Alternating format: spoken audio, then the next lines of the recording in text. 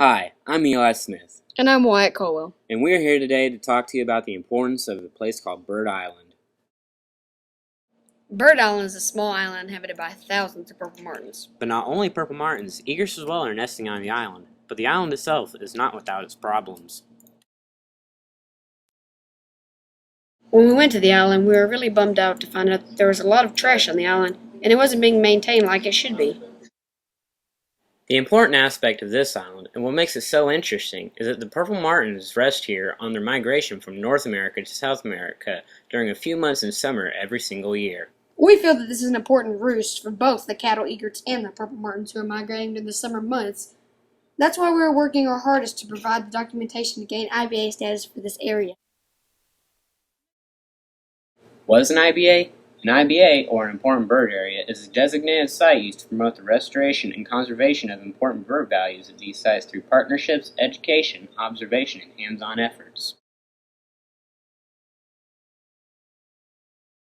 When we went to the island, we were surprised to find that there were predators visiting the island.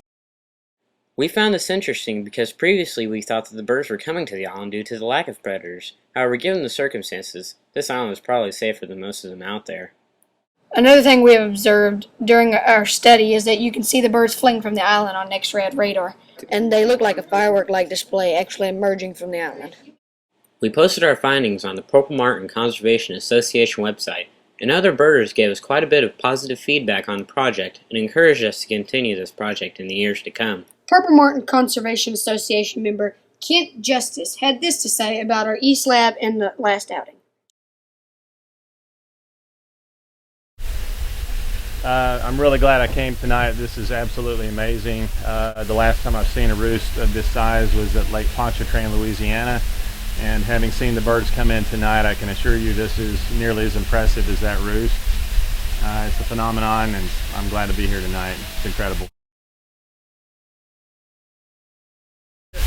Honestly, having seen the birds gather from 360 degrees, I would guess there is a minimum of 50,000 plus in this roost tonight. And there could be even more than that, honestly. How long have you studied purple martins? I have studied purple martins for 30 years. Should Bird Island be designated as an IBA? Absolutely. I think it should be designated as such because I think everybody knows that if you don't do that, people have a tendency to spoil habitat. So what do you think about student involvement in this project? There are not very many younger people that are involved with wildlife and nature in general. I tend to think that a lot of kids have too many distractions these days, but it's very gratifying to see kids that are very interested in what's going on with this and their concern and their curiosity about what is going on here. Mary Smith, the Director of Education in Audubon, Arkansas, accompanied us on our last outing. Here's what she had to say. Mary Smith, I'm so excited about the leadership of the Mountain Pine students and the East Lab in this project because it's been their talent and their vision to do this. So what do you think about the birds tonight? I think it is just kind of a feat of nature to be out here in this tornado of birds with all of these kids and birders and people who spent their life looking at birds and seeing the next generation of birders. So what is so important about Bird Island? So, we're seeing something that we may bring our children back to see. One of the things that Lake Ouachita has going for it is the fact that it has fabulous water quality, and these birds are not dummies. They're coming to a place that they see as spectacular, and they're coming from all around getting insects on native plants and animals.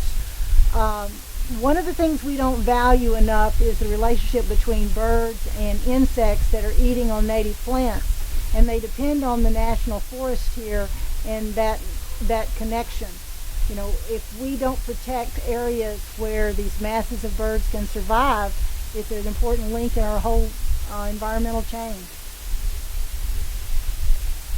We've got to protect places like Bird Island.